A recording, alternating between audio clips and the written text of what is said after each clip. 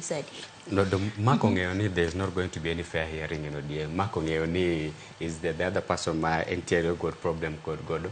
They may a clean hearing, or they may a clean hearing. Tongeoni, Jouriri Manomi, the power to go and represent them in parliament, still hold him very accountable. Koro Katako aligned with party politics. As long as he does his job, everything will work out the way it's supposed to work. Again, Gimasa Moro wa Chugaka Kenya. Chopoga kumakore he decide ni we atine jopiny kata ka botimo this term only, let me do the term and go.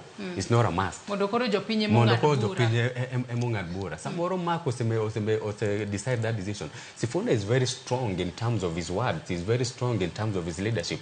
I like him, I respect him, but he should also come down and realize that these positions that they hold, they were given by Kenyans. One wami positions winjo koro samoro one be one take opinion kaka samoro Jouriri emo ongiso Mark or express himself the way he's expressing himself. Who knows? Koro Mark should just decide aditi on opinion kataka botimo, this is my 2027 will be my last term, so be it. Kenyans will decide. If I come back, yes. If I don't come back, so what? Thuolo marwe maneno korumanga chuno thuolo mar mondo mi uchupa chumogi kawati ko twak marwa